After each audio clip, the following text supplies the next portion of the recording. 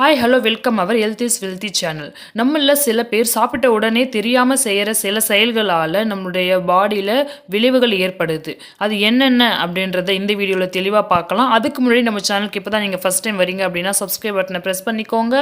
மறக்காமல் பக்கத்தில் இருக்கிற பெல் ஐக்கானையும் கிளிக் பண்ணிக்கோங்க. நம்ம என்ன தான் ஆரோக்கியமான ஃபுட்டை எடுத்துக்கிட்டாலும் நீங்கள் சாப்பிட்டதுக்கப்புறம் செய்கிற ஒரு சில விஷயத்தினால உங்களுடைய ஆரோக்கியத்துக்கு கேடு விளைவிக்கும். அந்த சில செயல்கள் நம்முடைய உணவு ஊட்டச்சத்து சமநிலையை பாதிக்கும். அது மட்டும் இல்லாமல் நம்முடைய உடலில் எனர்ஜியாக கன்வெர்ட் ஆகிற முறையும் தடுக்கும். அது என்னென்ன அப்படின்றத இப்போது பழங்களை சாப்பிட்றதுன்றது ஆரோக்கியமானது என்றாலும் நம்ம சாப்பிட்டதுக்கப்புறம் சாப்பிட்றதுனால நம்முடைய சாப்பிட்ட ஃபுட்டு பாடிக்கு எனர்ஜியாக கன்வெர்ட் ஆகிறது அது தடுக்குது. அது மட்டும் இல்லாமல் செரிமான சிக்கல்களான நெஞ்செரிச்சல், மலச்சிக்கல், வயிற்று வலி, உப்பசம் போன்றவை ஏற்படுத்துகிறது. அப்போது பழத்தை எப்போ தான் சாப்பிடணும் அப்படின்னு கேட்டிங்கன்னா நம்ம உணவு சாப்பிட்டதுக்கப்புறம் ஒரு 1 or 2 hour கழித்து நீங்கள் அதை சாப்பிடலாம். ரெண்டாவது, ஸ்மோக்கிங், புகைப்பிடித்தலை தவிர்க்கணும். பொதுவாக புகைப்பிடித்தல் உடல் நலத்துக்கு கேடு அப்படின்றது எல்லாருக்குமே தெரியும். ஆனால் நீங்கள் சாப்பிட்டதுக்கு அப்புறம் நீங்கள் ஸ்மோக் பண்ணும்போது அது இன்னும் 10 மடங்கு தீமையை நம்முடைய உடலுக்கு உண்டாக்குது.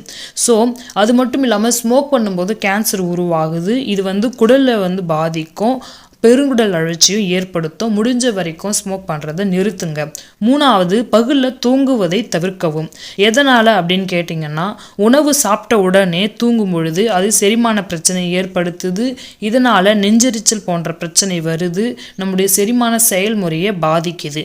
ஸோ முடிஞ்ச வரைக்கும் சாப்பிட்ட உடனே தூங்காதீங்க. எப்போ தூங்கலான்னு கேட்டிங்கன்னா நீங்கள் சாப்பிட்டு ஒரு 3 ஹவர்ஸ்க்கு அப்புறம் ஒரு 9க்கு சாப்பிட்டீங்கன்னா 12க்கு தூங்குங்க. அப்படி தூங்கும் பொழுது நம்ம சாப்பிட்ட ஃபுட் எல்லாமே ஜீரணமாயிட்டு இருக்கும். ஸோ எந்த ஒரு ப்ராப்ளமும் வராது. நாலாவது, குளிப்பதை தவிர்க்கவும். நம்ம சாப்பிட்ட உடனே குளிக்கும் பொழுது என்ன ஆகுதுன்னா உடனுடைய வெப்பநிலையை சீராக்க ரத்தம் சருமத்துக்கு ஃபாஸ்ட்டாக போகுது. இதனால செரிமான பிரச்சனை ஏற்படும். ஸோ இரண்டும் ஒரே நேரத்தில் பண்ணாதீங்க. சாப்பிட்றதுக்கு முன்னாடியே குளிங்க. அஞ்சாவது, எக்ஸசைஸ். நம்ம கடினமான செயல் அதாவது எக்ஸசைஸ் பண்ணும் பொழுது சாப்பிட்ட உடனே செரிமான பிரச்சனையான வாந்தி, உப்பசம், வயிறு வீக்கம் இந்த மாதிரியான பிரச்சனை வரும். அதனால எக்ஸசைஸ் போது பாடி தசைகளுக்கு பிளட் ப்ரொடியூஸ் ஆகும். ஸோ இதனால தான் வெறும் வயிற்றுல எக்ஸசைஸ் பண்ணணும் அப்படின்னு சொல்லியிருக்காங்க. ஆறாவது பார்த்தீங்கன்னா டீ அண்ட் காஃபி. இது நமது உடலில் இருக்கிற இரும்புச்சத்து உறிஞ்சலை கட்டுப்படுத்துகிற சில பினோலிக் கலவைகள் இருக்கிறது. இதனால் நம்ம சாப்பிட்டதுக்கு அப்புறம் ஒரு 1 hour கழித்து டீ காஃபி குடிக்கிற மாதிரி பாருங்க. அதனால் அமிலத்தன்மை உருவாகும். மலச்சிக்கல், வயிற்று வலி இந்த மாதிரியான பிரச்சனை உருவாகும். ஸோ சாப்பிட்டதுக்கு அப்புறம் டீ காஃபி உடனே குடிக்காதீங்க. ஏழாவது பார்த்தீங்கன்னா பெல்ட்டை தளர்த்துவது. அதாவது ரொம்ப வயிறு மொட்டை சாப்பிட்றோம் அப்படின்றப்ப நம்முடைய பெல்ட்டு லூஸ் பண்ணுறது. அப்படி பண்ணும்பொழுது செரிமான பிரச்சனை வரும், இறப்பைக்கும் பிரச்சனை வரும். நம்ம சாப்பிட்றதுக்கு முன்னாடியே பெல்ட்டை லூஸ் பண்ணிக்கணும், இல்லைன்னா அளவாக சாப்பிடணும். இது நம்முடைய உடம்புல நிறைய விதமான சுகாதார பிரச்சனையை ஏற்படும். எட்டாவது ஒன்று, தண்ணி குடிக்கிறத அவாய்ட் பண்ணணும். நம்ம சாப்பிட்ட உடனே தண்ணி குடிக்கும்போது அது என்ன ஆகுதுன்னா வயிற்றில் உள்ள நொதிகள் எல்லாம் சுரப்பை குறைக்கிறது. இதனால அமிலத்தன்மையும் மற்றும் வீக்கத்தை ஏற்படுத்தி செரிமான இயக்கத்தை முழுவதுமாக பாதிக்குது. ஸோ சாப்பாடு சாப்பிட்டதுக்கப்புறம் முடிஞ்ச வரைக்கும் தண்ணி குடிக்கிறத அவாய்ட் பண்ணுங்க. நீங்கள் நல்லா மென்று சாப்பிடும்போது உங்களுக்கு தண்ணி குடிக்கிறதான அவசியமே ஏற்படாது. அப்படி ஒரு வேளை குடிக்கணும்னா கூட ஒரு 1/2 டம்ளர் இல்லைன்னா 1 டம்ளர் அதுவே போதும். நிறைய டம்ளராக குடிக்கவே வேண்டாம். எதனாலன்னு பார்த்தீங்கன்னா நீங்கள் சாப்பிட்டு முடிஞ்சதுக்கப்புறம் ஒரு மாதிரி ஏப்பம் மாதிரி வரும். அதோட சாப்பிட்ட உணவும் ப்ளஸ் அந்த தண்ணியும் சேர்ந்து வரும். எதனாலனா ஜீரணிக்கலை.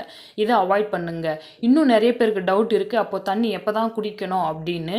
நான் இந்த வீடியோ டிஸ்கிரிப்ஷன் பாக்ஸில் கொடுத்துருக்கேன். தண்ணி எப்போது யாரெல்லாம் எப்போ குடிக்கலாம், எந்த லிட்டர் குடிக்கலாம், எந்த வயசுனருக்கு எவ்வளவு குடிக்கலாம் அப்படின்ற மொத்த டீட்டெயில்ஸும் அந்த வீடியோவில் கொடுத்துருக்கேன்.